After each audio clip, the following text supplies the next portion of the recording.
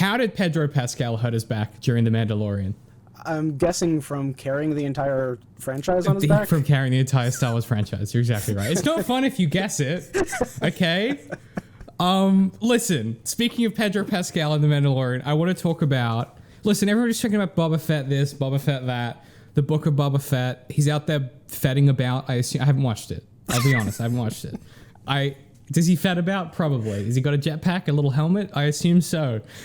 Instead, let's talk about a show that's been out for quite a while, which is The Mandalorian. And specifically, I wanted to talk about the opening scene of the show. Technically, there's a few frames before this, but it is the opening bar fight of The Mandalorian, in which The Mandalorian walks into this bar on like kind of it's like an icy snow planet. He walks in, says basically nothing the entire time he's in there. Kind of enters the frame.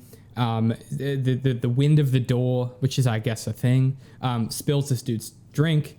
And I guess the assumption here is that the guy realizes, hey, this guy's a bounty hunter, or he's just drunk and dumb. Doesn't matter. Mando goes in. This guy decides to pick a fight with him. He's saying, you spilled my drink. And the bartender's trying to defuse it. And as he does this, the Mandalorian kind of stands there stoically. And this dude decides, hey, now is my opportunity. I'm going to fight this guy who clearly looks pretty tough and is wearing a full set of armor. And then Mando basically snaps on this dude and his 3 or 4 guys in order to, first of all, dispatch them and then recover the, I don't know what you call it, but like recover the custody of this blue fish dude. I don't know if that's racist. It was just a kidnapping. He stopped a kidnapping and then kidnapped the kidnappee. I mean... Is it stealing if it's already stolen? Do you know what I mean? Like, it's like that thing of like, but if I steal a stolen car, is that technically not illegal? What do you think of this scene? Okay, first of all, what do you think of The Mandalorian? And then what do you think about this scene? What's your vibe straight out the gate? Yeah, I am a pretty big fan of the show. Now, once you get into it and you start breaking down like the actual point of half of the episodes, they definitely don't make sense. A bunch of it is just episode filler that doesn't really have much point. But having said that, there's a lot of really cool stuff that fits really well within the kind of the mythos and the feel of Star Wars, if nothing else. That's what a whole bunch of people were saying when this came out, was that it's the first thing in a long time that felt like Star Wars. Going back to a lot of the stuff that we had discussed in previous episodes, whether that was the exterior of them getting all of the props and all of the scenery correct, and so that felt like Star Wars, or whether it was also them getting the interior stuff so that in the show itself, it also like was Star Wars at its core. So maybe it was a combination of both of those things. But everyone's been a pretty big fan of it so far. And this first scene was so interesting to get people like hooked right off the bat. Like you could tell, like they wanted something. They wanted something awesome. They wanted something to kind of set it apart. And it was, I don't know if cruel is the right word, but if you look at it, I mean, we've never seen a Star Wars something as brutal as cutting a dude. Maybe we have, but cutting a dude in half. I was gonna say Anakin got all his limbs chopped off. Mace Windu aces what Jango Fett's head off right in front of his child, fell swoop. Too. So in front of his fucking kid, in front of his like 10-year-old kid, who then goes on to join a bunch of criminals and then gets in prison for a bit. We've seen some brutal shit. But this is cool. This is like a cool way to open a show. Like, and the thing that impresses me the most is that this is an opening scene in such a way that, like, if you don't care about Star Wars or know what Star Wars is, this completely tracks and makes sense. And that's the thing that astounds me the most. The girl I was seeing at the time, we sat down to watch this, and she didn't know shit about Star Wars, and she watched this opening scene, and she's like, "This is fucking sick." Like, it has an appeal to it. Because it choreographs and it relays so much about the world and the characters within it in very subtle ways. It gives our character a placeholder name that you can just like immediately slap on, right? The first thing the guy calls him is Mando. Easy, bang. Because it's not in English, it's easy to digest. It flags less as weird, right? Because the show was called The Mandalorian. The main character being called Mando should be like, isn't that a little on the nose? But because it's in like a different language, it doesn't clock as much. And I think also to your point there, it it feels cool in a way that Westerns feel cool, and a way that like the inspiration of Westerns, which is obviously like you kind of your Seven Samurai type stuff. It has a snappy simplicity as well. There's not a lot going on, right? It's mostly fists. It's mostly punches and stuff.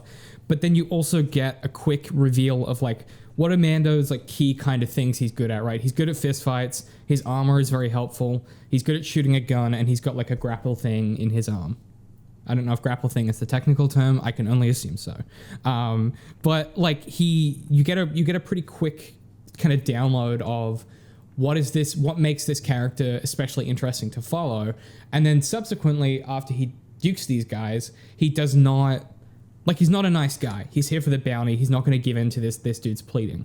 It sets up so much the characterization and just like so much groundwork in like 4 minutes tops. Like this is a 2 minute, it's a 1 minute 51 scene according to this clip, but all in all, it's like a 3 minute sequence that tells us immediately what are the stakes, what's this dude's deal, what is he good at. And that's really fucking hard to do in any context of anything ever. Like openings are the hardest thing to write. They are the thing that they go to the editing bay so many times, because what you end up doing is you end up with this whole story that sits behind it, and you come back and as you manipulate and massage that full story, you re-edit that introduction again and again and again and again, because it has to deliver so much subliminal world building exposition and so much character work that you go in these fucking circles as the deadline approaches, trying to rewrite that shit. And this feels effortless. Like it's effortless, it's stylish. This is the first clip that we've looked at where I'm like, I just really like everything about it. And it's so interesting, all of those points that you just said, like the way that it establishes the basis of the story and the character, and it does all of that without him having to say a word. That's the craziest. Yeah. He doesn't talk. Talk about show don't tell. Like, he doesn't say anything. Mm-hmm. That's just, I'm mad about how good this is. Like, this is up there with, like, I'm mad about how good the Lord of the Rings films are. I'm mad about this introductory scene because I didn't write it. It's so good. A few other things that I just think are interesting before we really dive into it. This is a Star Wars bar. It's full of weird Star Wars creatures, and I like that. We didn't get enough of that in the sequel trilogy. Just a weird fucking place on a rock with like a bunch of weird aliens with weird faces and shit, and I'm into that. And I'm trying to really figure out what it is. When Mando walks in the room, he's framed by either a rib cage or the bones of a claw from like a rancor or something like that, and it's a really cool image of him. It looks like he's actually in the grasp of a rancor, and he's just walking through the dead bones as he's coming into the room. So there's some neat imagery as he's coming in as well. I don't know how much of that comes across to people, but there's got to be some psychology of seeing that in the background, and part of you was like, oh, he's dangerous just from seeing this image. But something else that struck me. They're huge too. Hey, like that's the height of a guy. Like there's a guy in the right of that frame. And this is I mean, that guy's weird looking too. Yeah, he's got like two eyes and shit. Yeah. What the fuck? 4 eyes. Why did I say he's got 2 eyes? That's a fucking, people with 2 eyes, fucking weirdos. Strange looking. Yeah. It's that subliminal kind of like, it must do something to your psychology. Hey, because it's like, you don't clock that. You don't clock that consciously, but subconsciously it's like, all right, teeth, more dangerous. Like, yeah, it's interesting. Yeah. And something else that that you were talking about when you mentioned that the big scary dude, he's the one that name drops the word Mando, which is what we use the rest of the time. And it made me think about when we were doing our last group thing, and Eric was talking about Rogue One, and how the beginning of that was so pivotal because it not only introduced every character, but it named every character, so that when you saw them, you knew their name, you knew how to identify with them. And right off the bat, without Mando saying a word, we know what he's referred to as, and we know what his armor is called. He says Beskar. Is this Beskar That's armor? right. So, which is a big theme of this first season. Yeah, it's pretty big. It hadn't even occurred to me. Yeah, and there might be a lot more that's kind of indicated in here. Something else would be we get to see his kit. So we see the grappling hook. We see that he carries his cowboy style pistol down on his right side. So it's kind of interesting. We also see how strong Beskar is because they drag a knife across it, and granted, metal should stand. There's a bullet shot that he deflects. Yeah. So at the very least, the getting shot by it and being perfectly fine should show that it's stronger than like average stormtrooper armor, which is made to kill you, apparently. Also, what's interesting is that the question is not, is that Beskar? It's, is that real Beskar steel? Yeah. The implication being that Beskar is so rare and of a different era that it seems unlikely to most people that he's really a Mandalorian, or that this is like authentic. And again, like that kind of world building is so subliminal, and it creates this consistency that happens in the back of your mind when these concepts begin to come up later, where when it becomes pivotal, like a big piece of this first season is the Mandalorian completing his armor set. When that stuff arises later, you know why it's important already subconsciously. They don't need to explain to you, hey, Beskar is a big fucking deal, because every time he meets someone, they're like, I'm gonna kill you and take your fucking armor because that shit is legitimately valuable. Like there is a texture to the way that it's able to execute this stuff that I think in the hands of a worse writer, there is a world in which this character doesn't say, is that real? They say, is that real Beskar steel? I've heard that goes for 20,000 grubles on the black market. Like, there is a world in which George Lucas writes this, where you can't not explain stuff. And the restraint displayed here is tremendously impressive to me, because like, the Star Wars is fucking cool, and this is a fucking cool scene, and it's really hard as a writer to not be like, look at how fucking cool this is! Oh my god, look at how cool! Oh, it's so cool! Look at how cool! And the writers are like, they have a deftness where they're able to show us this kind of display of subconscious world building and kind of subliminal construction and exposition and action without doting on any specific detail too much. Like, you could, in a different world, they dote on the action too much. There's a bit more fighting. It goes on for a bit longer. In a different world, they dote on the world building, the example I was using before, where they try and explain everything. In a different world, they dote on the setting too much. You spend too much time in the bar before he enters. There are so many different versions of the way that you could cut, write, and execute this that focus too much on one thing at the expense of everything else. And this manages to get the balance right, where everything is rendered in such a way and conveyed in such a way that no specific aspect is paid particular attention. And that's what makes it feel so consistent and coherent, is that you don't have another minute of action. You don't have another minute of exposition. You don't have another minute of dialogue. You don't have another minute of, off-screen bar work. It's kind of the efficiency and the restraint is, I guess, the thing that I'm most impressed by. And then I suppose we should probably talk about all the Star Wars shit in here, probably. So can we talk about Mandalorians real quick? At the risk of this becoming a 5-hour conversation. So Mando is a descendant of the Watch, which is and I'm really stretching my Star Wars knowledge. So the Watch is the insurrectionists on Mandalore from the Clone Wars TV show, and the dude in charge wields the black saber, and by the way gets immediately axed and aced by Obi-Wan. But so Mando is like a descendant of this insurrectionist movement that are like religious zealots that start on Mandalore. What Mando doesn't know, because it's been so many years, like it's been how many? I guess like 2 generations. How does Star Wars time work? Or is it like 30 years? Like because it's hard. It's like, it feels like ages, but it's not that long. Yeah. And part of that could also just be that, like, he grew up in a cult and they don't teach good history in those places. So They might be motivated to not disclose certain things. Yeah, so they might have told him, like no Mandalorian has shown their face in 2,000 generations. So he's like, I'm not going to be the first one. I'm not taking off my helmet. Despite the fact that 20 years ago in the cartoon, motherfucker isn't wearing a helmet when he fights Obi-Wan. But there's this great clip from the No Clip documentary on the making of Doom where Hugo Martin is like talking about cults. Hugo Martin was the game director on the reboot of Doom. And he's like, cults, when you enter them, everything is like roses and really well polished, where they're like, yeah, it's all great. It's all fantastic.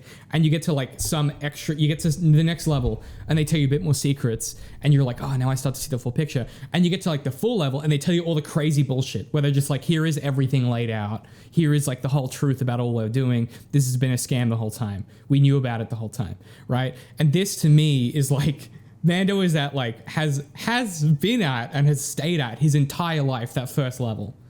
Like, because he was raised into this as an orphan kid, at like, quite a young age from what we see later in the series. And so you're absolutely right. He doesn't even have like a radar for this shit. Like, he's got no compass for how insane this all sounds when you lay it out on the table. There are going to be video clips of Scientology going through this, by the way. Like, yo, it's on that level though, actually. Like, it's up there. I mean, but then the other thing is like, if and this is the thing that I want to be as empathetic as possible at this point, because if you're raised into that, you don't get to develop a radar for what seems, unusual or unlikely. Mm-hmm. And to add fucking salt to the wound, one of the core tenets of this particular cult is that you don't take off the helmet and make eye contact with people. So your ability to generate and sustain authentic connection with people is naturally like dissuaded by the mechanism. And that's again how cults work. By the way, if you have this shouldn't be revolutionary to anyone, that's cults. They will deliberately put in processes and procedures in order to other you from the rest of society. But in his particular case, it's a literal visor that is separating him from the world. And that might, as much as that's heavy-handed, that does become a theme in this series, where it's not till the kind of second season where he, he's able to take his visor off and not completely freak out about it. But yeah, that is interesting.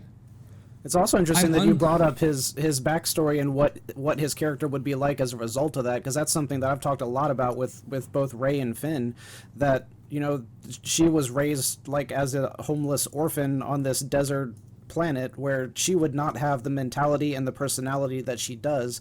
Realistically, she would be cruel. She would be stealing every opportunity. And Finn, he would not be as humorous and kind as he is because he was raised as a warrior soldier from the time that he was a child.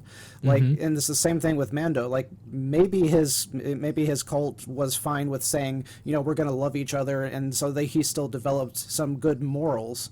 But at the same time, he still would have had less humanity than someone who was raised without that helmet, without those like really strict conditions. That is interesting. How do you feel about Mandalorians becoming like a central focus of this show? Because one of the things that's tricky about Mandalorians is that Boba Fett was such a non-character. He was just like a cool toy you could own, effectively. Yeah. And they're taking this thing that was so doted upon in the extended universe and then subsequently in Clone Wars, and they're making it, kind of a central piece and a real focus. As a Star Wars guy, as the only Star Wars guy that I know, how do you how do you feel about that? Because I've people are real hot and cold in this, Yeah. Well, I mean, there's a lot of characters that are kind of like fan favorites, but they only are on screen for like a second or two, and they just like they look really cool or something happened that was really neat, and then they'll get a whole lot of backstory in the comics or the books or something like that. Or I mean, even just fanfics can make a character kind of popular. But it's interesting, right after the first episode of Boba came out, and it finished rolling through the credits, and then it popped up a suggested thing on Disney Plus for like the story of Boba Fett.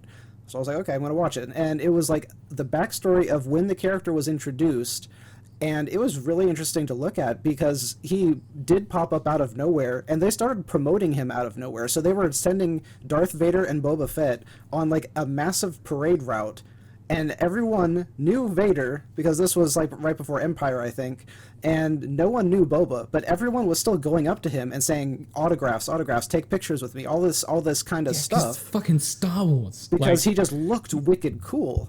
He's so cool looking. Yeah, and like for the most part, that's all you need to have a really intriguing character because humans are so superficial. That's really all it is. But for this, so you made a comment before that I think relates to this directly, which is like that some of the pieces of The Mandalorian feel really superfluous. There are particular episodes that feel like filler. However, I will once again make an argument that is unnecessarily contrarian, which is that I think that's kind of what Star Wars should be, right? Like in Lucas's imaginary, he was going for the kind of 60s and 70s kind of disconnected space spaghetti western romps where like you could, and that's why Star Wars is not episode 1, it's episode 4. Like the first movie is episode 4, is that you come into the middle of a story, you kind of work out what the players are as you go, and then just like some stuff happens. It's the Buck Rogers type construction, right? And that's what westerns at the time were like. That's what, fantasies were like at the time, with these kind of disconnected standalone stories that if you put them all together, you got something larger from it, but they were all genuinely and authentically completely unique. And completely standalone in a way that is really compelling. And that's kind of why I like The Mandalorian, is that you just, every episode, you get dropped into like a new setting and a new location, and you just have to like work out what the frick is going on. And like, yeah, there's an overarching story, and yeah, that takes over by the middle of season 2, and it just becomes about that narrative. But like, in the same way that my favorite things about a show like Doctor Who, for example, are the early seasons of the reboot where Russell T Davies is like, hey, here is a bunch of, they just land on a planet or at a particular time, and here is a standalone story. Mm-hmm. And the characters have to go through some challenges and change as people, and then it's going to end, and then you're going to get a completely new episode the next time. And sure, there are things that connect through, like relationships build and change and stuff, but for the most part, you can put any episode of the first 4.5 seasons of Doctor Who in front of someone with no prior knowledge, and they can just enjoy it. You could just play Midnight, which is one of the greatest episodes of that show of all time. You could just play that for somebody without knowing anything about Doctor Who, and it completely works. It explains itself. It's perfect. And I think that's where it's interesting to me that Star Wars is like, hey, here's a cool guy, and people are like, fuck yeah, cool guy. I like cool. What is his deal? Because that's what the structure of those films and the structure of the things that Lucas is basing his genre construction on is, you jump into the middle of a story and you see a cool guy and you want to know more about that cool guy, and then you learn about that cool guy, and then the story's over. That's the structure. So to an extent, like, I feel two ways about it, because it's cool and I love it and it's really interesting, but also they didn't do anything with that character. like it would be different. It's different than Jabba the Hutt, for example, where they do a lot with, where they do a lot more with Jabba than they do with someone like Boba Fett. Boba Fett isn't really a player. Like, he's a background dude. And it's weird to me that then in the extended universe, they're like, yeah, and then he escaped the Sarlacc pit, and then he did all this stuff. And then he's actually part of like this crazy race of people, and the armor is like the extent to which that then spirals out into its own thing is cool and fun, and like it's very George Lucas, but also he's nobody. Like, he's not a player in those stories. And that's where I feel conflicted about it. Like, he doesn't feel worth doting on, and that's cool. Like, that's why he's interesting to explore. But then the other part of me as a storyteller is like, but like he doesn't do anything. Like, he's not an active player. I don't know. Do you know what I'm trying to say? Like, I'm 50-50 on it. Well, going into that whole bit was initially talking about the idea of like one-off episodes where it's a quote-unquote filler episode that doesn't really contribute to the overall story, and the comparison with Doctor Who is really interesting, because I think that I would say that with Doctor Who, everything feels like it's part of the overall arc of his character. Like, every little story teaches you something about him, or he's learning a further lesson, and it also teaches the audience something. Like the whole episode where they were trying to get rid of the monsters in the little boy's closet, and then they get shrunk down and they're fighting dolls and stuff, and the whole thing turned out to be the little kid was a wish from the mom or something. I can't even remember whatever the moral was. It was a good moral. It was help the people who need help, and we'll learn from it, we'll grow from it. And I don't think that this show has the same thing. Like, each side mission that feels like it's a one-off is just, let's find a part of the ship, let's find a part of my armor, we'll have some fights, we'll meet some new people, but the only thing that comes out of it is that new piece of armor or that new ship. The character doesn't actually grow. He's growing his inventory, or he might be getting a step closer to a physical destination, but it doesn't feel like the arc of his character is really progressing in the same way that those Doctor Who episodes feel like they feel like I gained something from watching that, even as an audience member. Like, I don't feel like I gained anything from watching these one-offs with Mando, aside from just 40 minutes of entertainment. It doesn't have the same emotional moral message that Doctor Who always has. But I mean, Doctor Who is definitely superior, so yeah, that's interesting. You picked a weird episode. We can't get too deep into my Doctor Who opinions, because we will be here for like 12 hours. Rain check on that. Serious.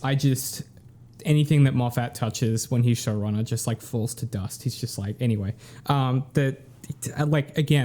hires two great leads. Like, he gets Matt Smith and Peter Capaldi and completely fucking wastes them. It is unbearable to watch him write. I can't. We simply can't, Darth. We simply can't. Because how do you write that badly every episode? How do you sit down at your keyboard for the last ever episode, as showrunner? Last ever episode that you write, you sit down at your laptop and you type the words, "There was no evil plot." That's the dialogue that you have. Peter Capaldi, one of the greatest actors, you have him say, "There was no evil plot." You write that in your script, and then you take that and you film it. What the fuck, dude? What are we doing? So anyway. It's interesting how much that reminded me of J.J. Abrams. Like, if he had done a long series like that, I think we would be making the same exact arguments. Like, he might have some good initial ideas, but everything just sadly ends up crashing. The best episodes that Stephen Moffat ever wrote were under Russell T Davies, where Russell T Davies slapped his hand away from the keyboard and said, "No, don't do that." And they had, because the conditions were they had to be standalone and they had to have like a contained arc. And if you go back and you watch the episodes that Stephen Moffat wrote under Russell T Davies, they are the best episodes of the show, period, right? Blink is not just one of the best episodes of Doctor Who, it's one of the best episodes of television that exists. The Empty Child, right? The two episodes set in the Blitz, right? Phenomenal, like just incredible. Like Moffat, when he is sitting under somebody that is able to restrain him or provide him structure, he's fantastic. When he gets his own reins to do what he wants, there is something that happens where he's unable to, and it's just a skill that not everybody has. Like, don't get me wrong, I like him as a writer, but he just doesn't have the skill to be he doesn't have the skill of being good at a showrunner, and not everybody does. And like, there is a difference between being really good at writing episodes of a show and being really good at running a show. And you can see that with something like Sherlock, for example, where the longer that Sherlock goes on, the worse and worse it gets, to the point where like the last episode is beyond parody, the kinds of stuff that's in it. Like, watching that episode is insanity. Like, it is just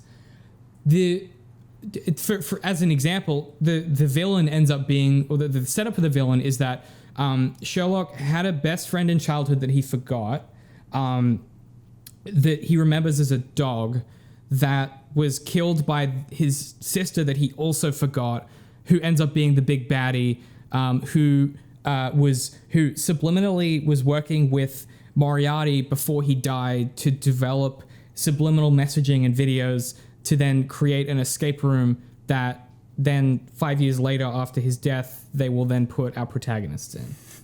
Like, and that's literally what happens. And so it's like, you can see how as time goes on, he can't keep it contained. Like, he just can't. It's just not his skill he has.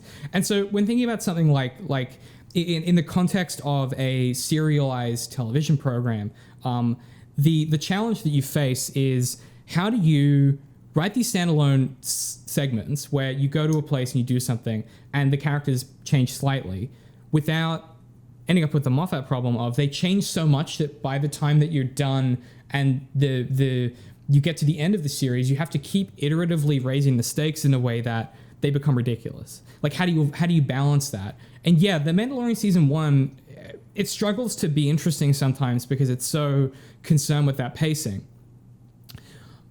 Whereas season 2 is a lot better at like showing the Mandalorian, is it Jin, or how do you say, is it Jin? What's it? Din Djarin? Din Djarin. Close enough. Showing that Mando is growing and kind of struggling with his intimacy with Baby Yoda, right? Like, that's his kind of growth there.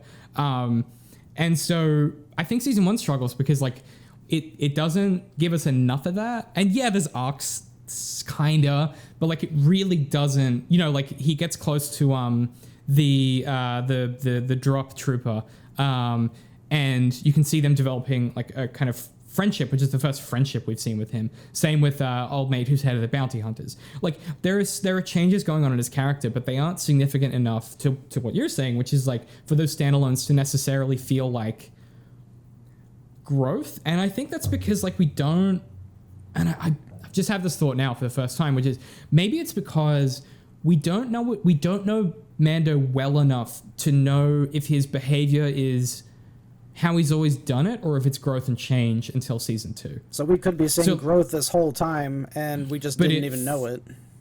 Yeah, and it's like, because I'm thinking about, you know, when he interacts with that young cowboy type character, where he's on a bounty with this guy and you know, he doesn't trust this cowboy, and then later on he trusts the dropship lady to, you know, help him out and stuff. We don't necessarily know if like where that growth is because we don't have enough of a compass of this dude's character.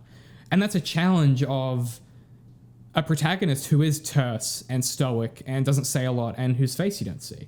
And it's like, you know, I'm now, I don't know. Like it's a real difficult thing to pull off, I think. That just made me think of Geralt in the Witcher series on Netflix, and I mean, he's so much of the same thing where it's just this, you know, bad dude that walks into the bar and he's not going to say anything, but if you pick a fight, he's going to put everyone in the bar down. And it's really hard to tell if he's actually growing as a character because you see so little. I don't even know. Confession time. I love the Witcher games and the books. I cannot for the life of me work out if that show is good or not. Like it is the only show where like my kind of fan blinkers, like I just like The Witcher, and so I like the show. I cannot analyze it. I'm incapable. Like it's the one artifact in pop culture. I'm like, I don't know if this is good. It could be bad. I have no idea. I just enjoy it because I like those characters and I like that setting. Like it's weird. I've never experienced. Is it bad, Darth? I don't know. It is not great.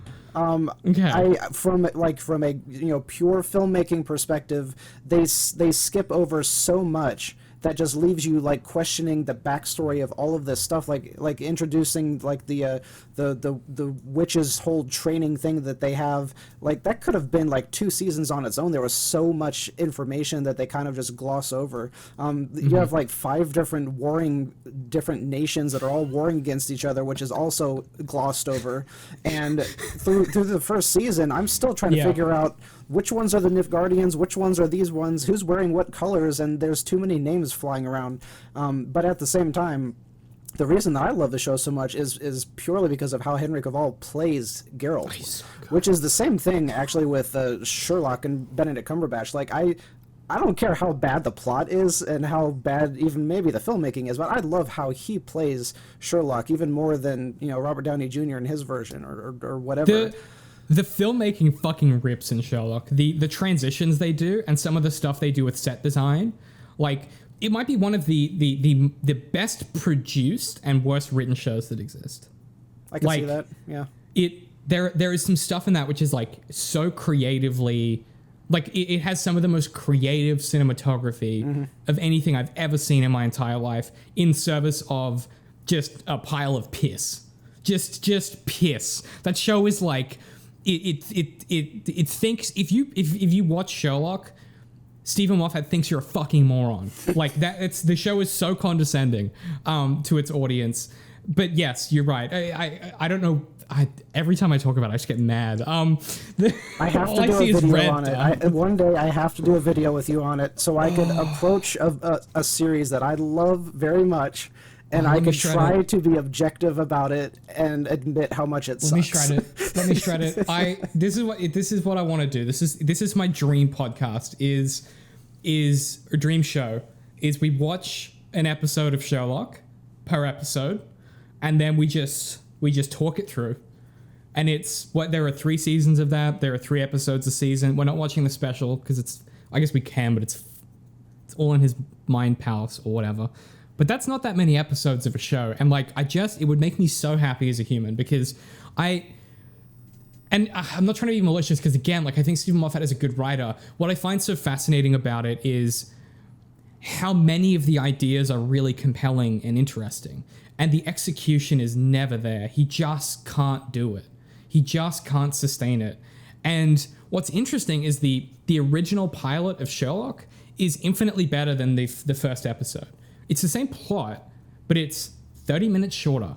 And in that 30 minutes, they cut out all of the bullshit with Mycroft, and they cut out any of the Moriarty references. And it is an infinitely better program as a result. There is something fascinating going on at a production level with that show and this is why I think like Disney is an interesting company, where we talked before about, I believe we talked about it with the sword fight with Rey and Kylo in the throne room. There is something fascinating with Disney's production, where TV production of Disney seems to have a different philosophical structure and framework than the production of the films, in a way that like Favreau seems to be, they just go, hey, Favreau's the guy, he'll get it done because of his creds on Marvel. We're just going to trust him. Favreau's like, by the way, Jon Favreau is like, if you don't know his work, like look the dude up. He is like, he's been consistently exceptional in the film and TV industry for like 2 decades now. He's just like a fantastic and he's been writing like all these episodes for both Mando and I think Boba too. Like everyone's giving Filoni the credit, but Favreau is doing a lot of the writing here. Yeah, well, and that's interesting to me as well because like, you know, Filoni so Filoni is clearly a Star Wars fan. If you've watched any of the behind the scenes commentary for Clone Wars, you'll know that like he's a Star Wars guy. And he talks about getting to do these things in Clone Wars that get him, he's so excited about it. He's like, and George pitched us this idea and we did it this way. And George was so intimately involved in the Clone Wars as a TV show. Filoni and Lucas have this connection as 2 people that are so interested and intimately compelled by the nitty gritty of the lore. And then you look at someone like Favreau, and Favreau's thing is like, he just gets how to pick up a property and do something with it. That's his skill set, right? You see that with Marvel, where like you put him in and he just like gets it done and gets it done well. And that to me is, most people can't do that. Like you look at some of this, you look at some of the writers that they've got on things like X-Men, or a lot of the DC, for example. Like you put someone like Snyder in that position, and he just can't get it done. Like for whatever reason, there are people out there in the industry as writers and storytellers and directors who too much of their own voice becomes the focal point. Favreau seems to be this perfect chameleon where he can create a voice for a show like Mandalorian. Like Mandalorian has a really strong timbre and voice and style. It starts to deteriorate a little bit by the end of season 2 where it becomes Star Wars again. But for the most part, like it has its own thing. It's got its own aesthetic. Boba Fett, I imagine, has the same thing. Again, haven't seen it, don't at me. But it seems to me that that's Favreau's specialty. And if we're talking about credit, I think it's tricky because Filoni is clearly a great writer when it comes to Star Wars. But Favreau is a great storyteller writ large. And I think those are 2 different skill sets. And so it's no surprise to me that you put them together in a room and you say, go make a show about a character that doesn't already exist, right? Mando was not, to my knowledge, and correct me if I'm wrong, but he's like a new character for the show. And that to me is like fucking genius, because you're not tying them to any existing continuity. No one has preconceptions of how these characters need to behave or act, which is one of the hardest things about the Clone Wars, is anytime you bring in somebody, they have to be consistent with the characterization. And you're not tied to any pre-existing like continuity. You don't have the Clone Wars problem of in 10 years in the fiction, this guy becomes Darth Vader. You don't have that issue. You don't have to like go up to the edge of change and then wind it back, because it needs to happen in the third film. There is something really pitch perfect about where this is placed in the canon.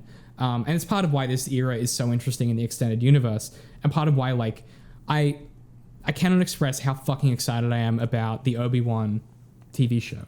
Yeah. It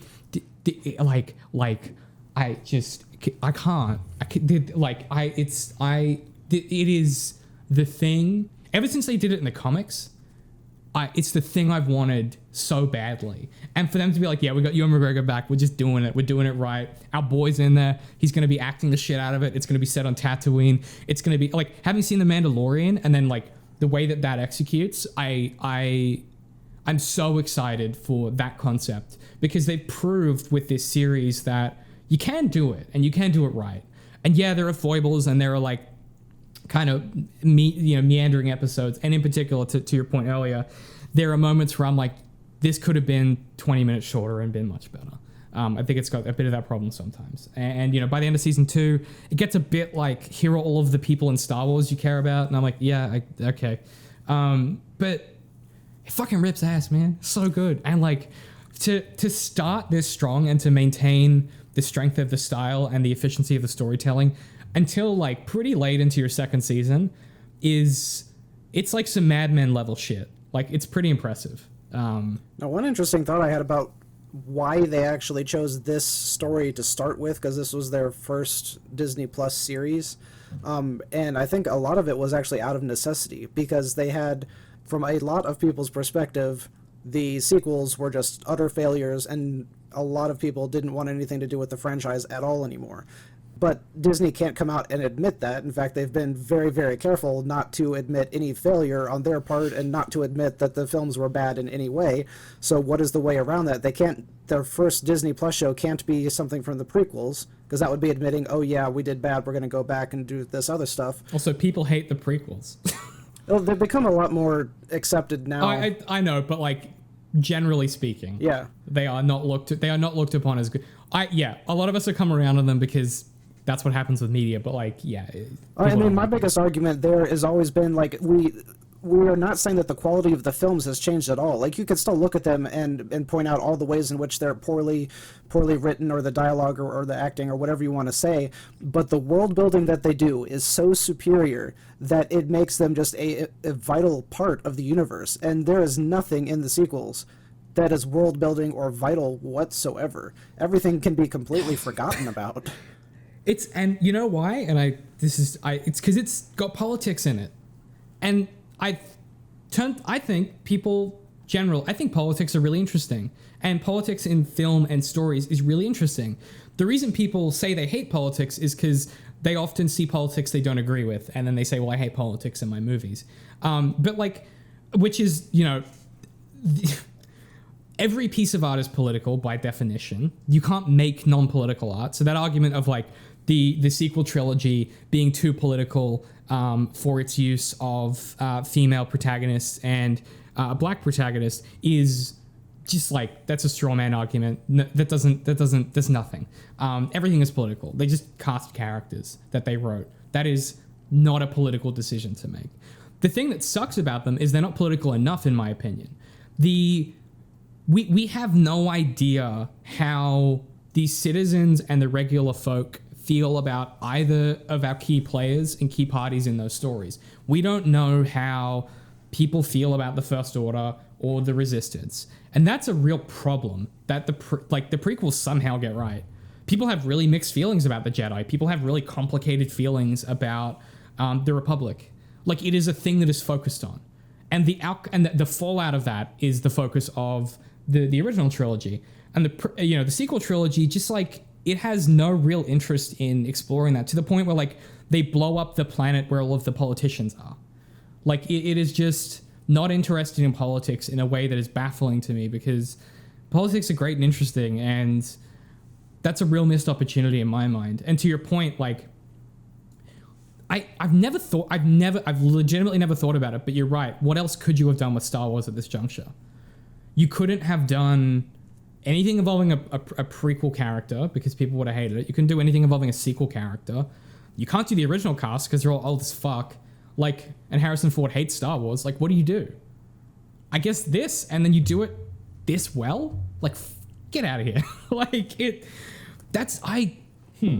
It's really interesting. It's interesting what you were just talking about with politics, because it made me think about the fact that I don't think it's actually the politics that we're missing or that made the first one so great. What it was, and by that I mean, like, we're not talking about like laws and judges arguing about passing laws and that kind of stuff, which is what people normally think when they think politics and Democrats versus Republicans, and that's not necessarily what we're talking about. We're talking about the wider, like, the denizens of the universe being involved in the ongoing drama and having a voice, and us seeing that there are so many people involved in that and seeing the different points of view that they might have. So it's not that we're saying we wanted, politics are good or politics are bad. It's bring in the group of people so we could hear their voice and see how they affect or are affected by the storyline and how they could affect the storyline.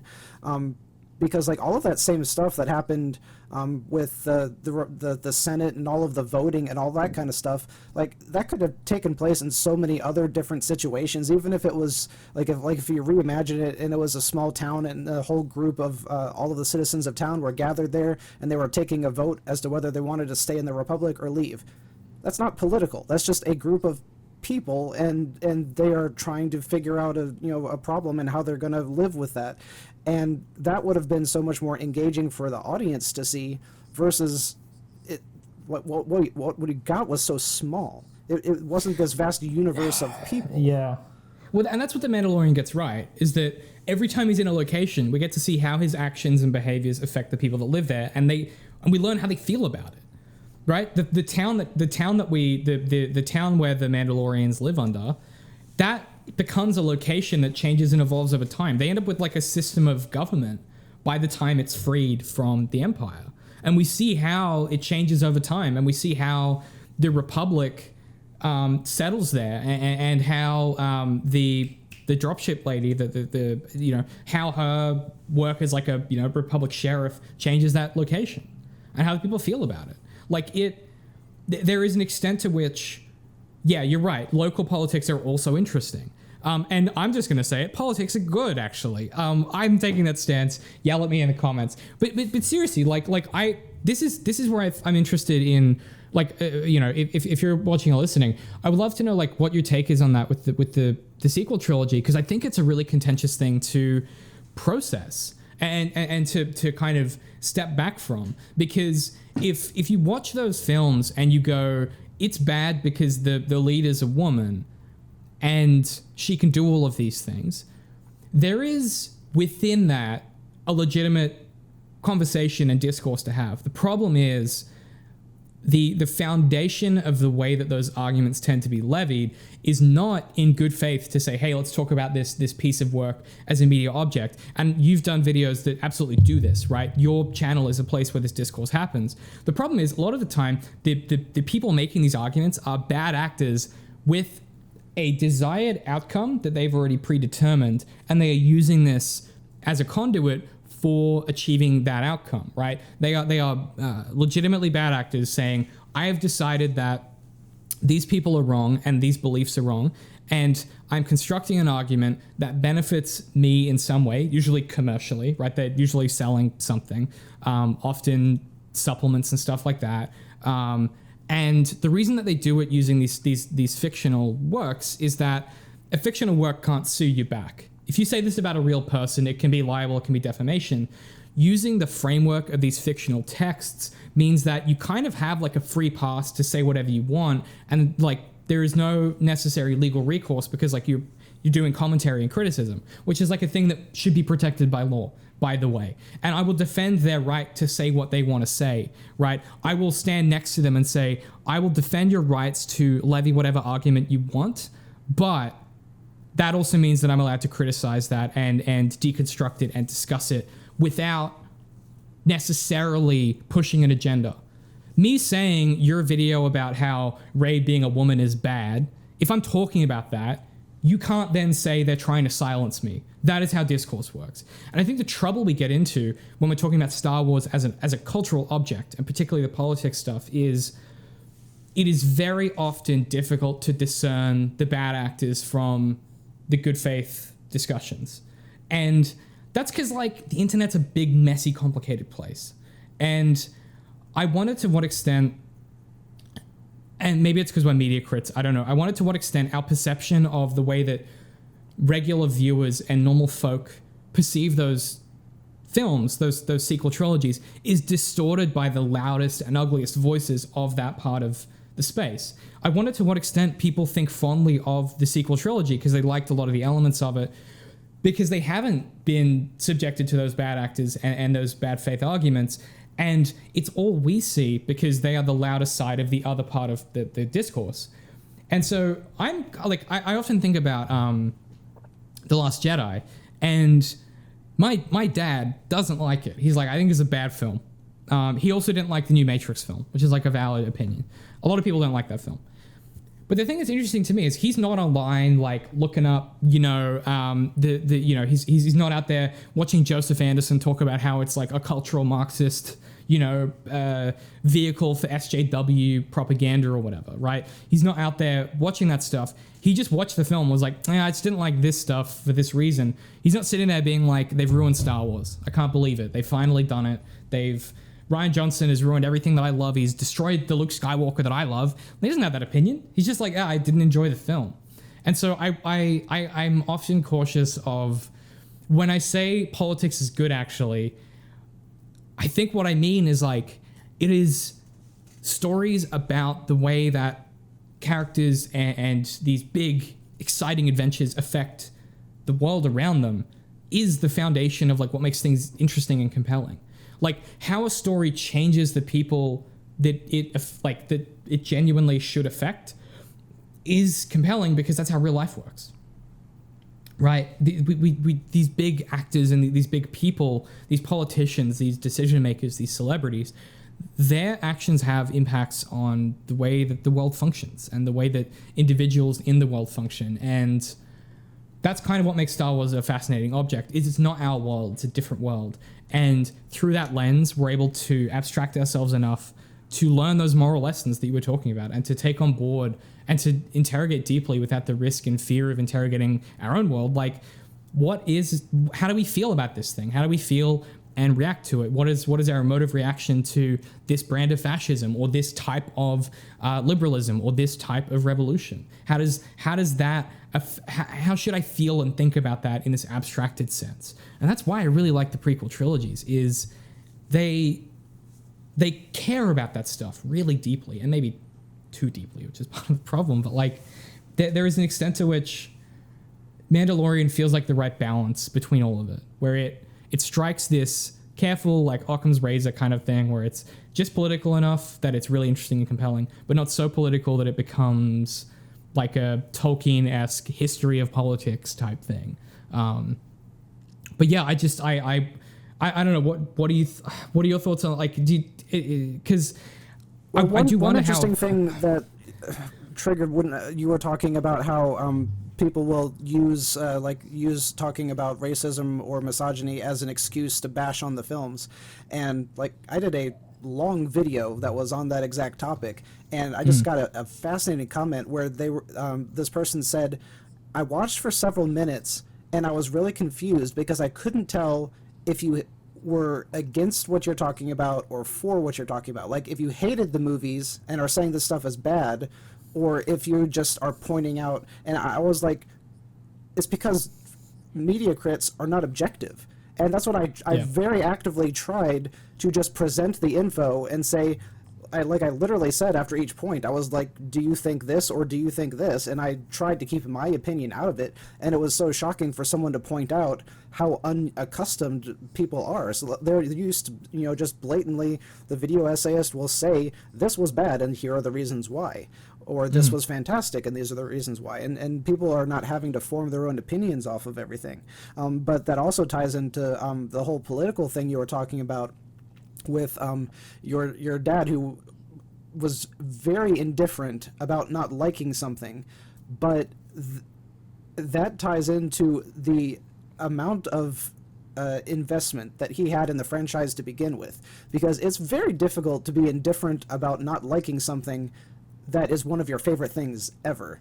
So in the political realm, and much more towards my definition of just a group of people who are, like communicating maybe on opposite sides, but it is much more of a heated discussion between the people who loved the sequels and the people who hated the sequels versus the people who were mildly indifferent one way or the other. Because if you're indifferent, you didn't care about Star Wars to the level that the people who loved it did. Those are the ones who have the biggest voices, like you said, that we're always hearing these people gripe about how terrible the films were. It's because it's the same 2,000 people that are posting every day and talking with each other every day because they hated how these films ruined their favorite characters, ruined their favorite franchise, etc., etc. I don't know. And then one other point which I thought was interesting was you were talking about how you felt like the Disney shows had a different tone to them than the films did. And I've been thinking that same exact thing about Marvel for a long time. Like, think about their shows. It is so different. Like, I feel like they're made for like 15 and under, but the films are like 15 plus. It feels like it's a whole... Hang on. You got to specify. You're talking about the Marvel Disney shows, or are you talking about the Netflix Marvel shows? So like WandaVision. Okay, so the Disney, because there is a sharp delineation between the Disney TV and then the Netflix TV. The Netflix TV is clearly for 30-year-olds, and the Marvel TV's, the Disney stuff is clearly for, like, you're right, 15 and under. So that was Netflix would have been like the Daredevil, Iron Fist, Jessica Jones, Luke Cage, just like really like adult topics, tones, ideas, violence. Like Daredevil just fucking rocks. Yeah, it was freaking. Actually, one of my coworkers is watching it now, and he's complaining about like how bloody and gruesome it is, and I'm like, it was amazing, but it's so. Oh, Daredevil's so good, it makes me mad. Like, that's my biggest gripe with, what's the bow and arrow dude? I feel terrible for forgetting his name. Hawkeye? Yeah, so in that show that aired this past holiday season, like, that was my biggest thing, was the entire thing felt like it was a kid's show, because they never shot anyone with a real arrow. Like, yeah, it was weird. It was weird, or if they did, they cut away. But...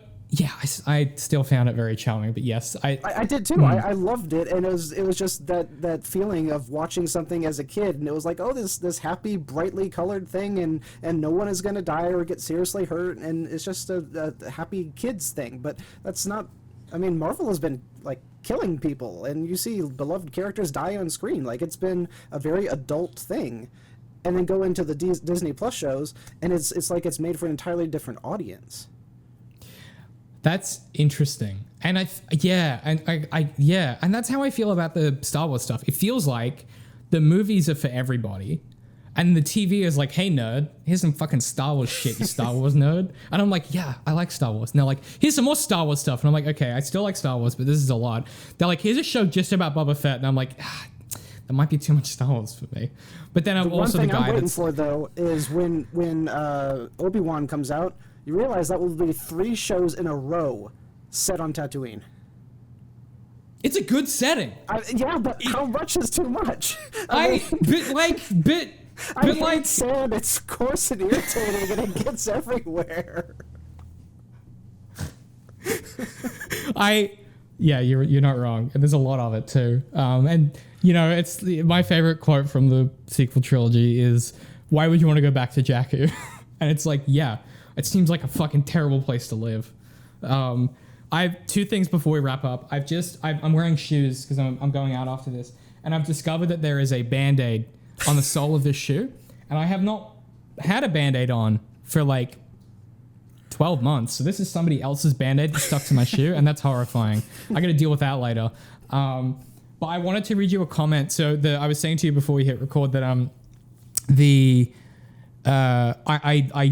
YouTubed the clip that we were talking about today, and I just wanted to read you a sample of some comments on this YouTube clip, and in particular this chain that is just I was cackling.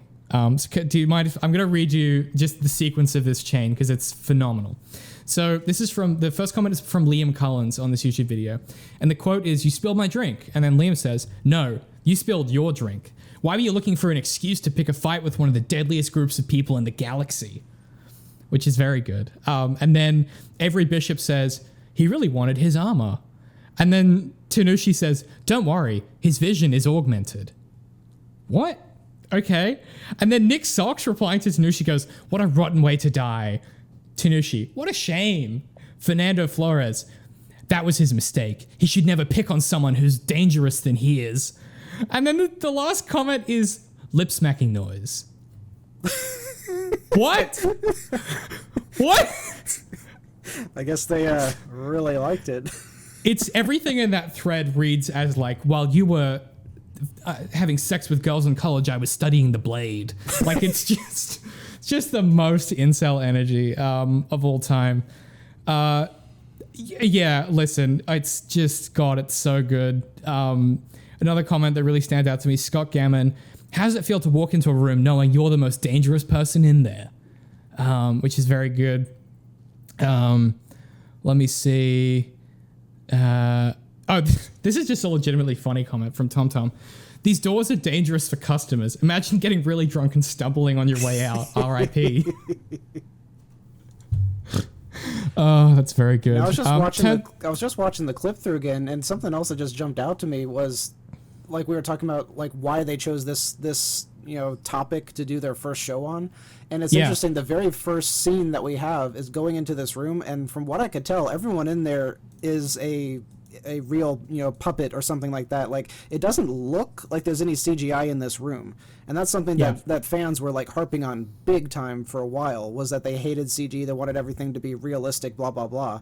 And that also, assuming that's true, they built this set, that was something that they intentionally did to draw the fans in right off the bat and make sure that they loved the show. I hadn't thought about that, but I could definitely see that as them, allaying some doubt. Obviously, in spite of the fact that like that portrays a pretty deep misunderstanding of how filmmaking works, because most of this is shot on a fucking LED sound, LED sound. The thing. You guys know what I'm talking about? The big thing, the Mandalorian thing. You guys know. That's interesting. Again, like it just works. I'm trying to get it to stop on his cup. Because this has been... The cup? Yes. When his cup gets knocked over, this has been bugging the stew out of me. So, what they went with... Welcome back to Cinema Sins. Let's talk about the cup. So, what they went with was the door opened and the wind blew in, knocking the cup away from the wind, right? Okay. All right, so our entire interpretation of this scene was 100% wrong. What actually happens, which is even more brilliant, is that when they pick up the green dude, the cup gets knocked over and nobody notices. Then when Mando comes through the door and the wind blows through the room, big dude thinks, "Oh, hey, that is what knocked my cup over." He doesn't even realize he's the idiot who knocked over his own cup, and he's blaming Mando for it. So I'm going to just leave this whole section in here so you could see kind of our thought process while we were going through and analyzing something, and how you could also see how easy it is for something so simple just to completely skip our notice while we're watching. It's really easy to miss a little tiny thing that just kind of completely changes the context of a scene. Theoretically, it would have gone the other way. Because the air inside was hot, the air outside was freezing. That should have caused a vacuum, sucked the warm air out, so the cup should have fallen the opposite way towards the door instead of away from the door. Because all the wind. Yeah, but look at the. I don't look at the way that Mando's cloak is flapping though. It's flapping like to the inward to the left or something. Oh yeah, either way the cup is. It also it looks like a heavy cup, and it seems on like. Hang on. Is it the wind that knocks it over, or is it that he's startled and he knocks it over? Actually, that's interesting, because the way that his cloak blows when he walks in, like, kind of reinforces the point that the air is being sucked out of the room, not blown into the room. Because his cloak is billowing the opposite direction than if the wind were blowing in. Oh yeah, you're not wrong. So I think they knocked the cup down in the wrong direction. So well, we found the one yeah, fault the in this one entire flaw. scene. It's good. We did it. This for the illusion of balance, we found the one error in this otherwise flawless masterpiece. You're fucking welcome. Also, there's a guy in the shot that's wearing a beanie, which means they have beanies in Star Wars, and that's just very funny to me. Because a beanie is just like not a sci-fi hat in my brain, but there's a guy in a beanie. You're looking at him, right? Look at this fucking Yeah, beanie. This he's one of the thugs that's kidnapping the Smurf, right? Oh, he's got a sick metal arm as well. Yeah. Look at that claw thing. Holy shit. That may have been another thing that they did on purpose, just to trigger that little thing in our heads that we're like the tough dude that's kidnapping you. He's obviously got a beanie on. I mean, yeah. Well, I've seen crime films before. I played GTA 3. I remember. This is a rad. We should talk about more good stuff. I feel like all we ever do is pick scenes where we're like, let me break this apart and ruin it. But this is just fucking sick. Well, There's so many details in this. It's like I always get in this argument with the guys at work because they'll ask me how I liked a movie that just came out, and I'll list off like 20 things that bugged me about it, and they're like, I do that. They're like, why won't you just enjoy something? And I'm like, I do enjoy it. I just like picking stuff that doesn't work, trying to figure out why it doesn't work, and then how could you have made it actually work better? Because like even in the best things I've ever seen, like there's been something that you could improve upon. My brain is the same way. Like it's just I can read you a quote to take us out that I think perfectly encapsulates this. This is from an interview with a media crit writer, Murray, and Murray has just been he's been writing this series on. Well, at the time of the interview, he's working on playing through all of the Call of Duty games, and he's like. Earlier in the interview, he explains like he really doesn't like them. He doesn't enjoy shooters or war games. So the interviewer says, quote, since academic work often fuses the pleasurable with the productive, either intentionally and overtly or not, can you reflect here on any complicated dynamics of pleasure and joy for you when it comes to teaching, researching, and writing? And Murray says this, and to me, this is like a perfect encapsulation of what you're talking about. Murray says, quote, ironically, my productivity often comes from what bothers me about what I'm seeing rather than a pleasurable relation to the object of study. That is to say, I rarely write from a position of fandom, and I'm even slightly suspicious of myself if my work starts tilting in that direction. For example, my next research project requires, among other things, that I play quite a few military shooter games, which happens to not be my favorite genre. But I have some important things to say that require it. The pleasure comes later in contemplating and writing from a knowledgeable and rigorous position made possible through a sustained engagement with these difficult objects of study. End quote. And I think that's why when somebody from work says, what did you think of that film? That your brain is immediately like, here is the way that I've engaged with it. Here is my critical lens. Yeah. I just think it's one of my favorite quotes of all time because I think it perfectly explains like why our brains are so broken, Darth. Why we're like this, okay? It's not our fault. This is the job. I'm sorry. I like Star Wars, I promise. We just want to make things better. That's not so bad. It's not so bad. Is it? It could be. I don't know. I have another. Can I read you another Mandalorian joke before we leave? Of course. And we do have to leave because it is. We're deep in the cut here. These are so bad, dude. If people from Mandalore are Mandalorians, are people from Bangalore called Bangaloreans? What? That's not anything. What? Oh, this is good. What does the inside of the Mandalorian's helmet smell like? What? Feta cheese.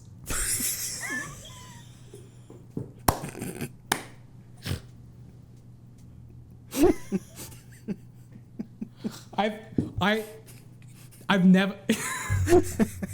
The best part about that is you've never say feta cheese. You just say feta. Why would it? Feta cheese.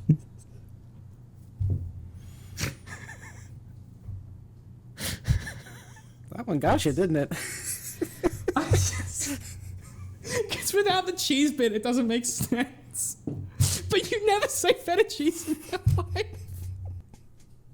That's murdered me as well. That's done. Okay. All right. I'm going to press stop because I don't think we can top feta cheese. I don't know why I decided to mess with your settings when I was already done.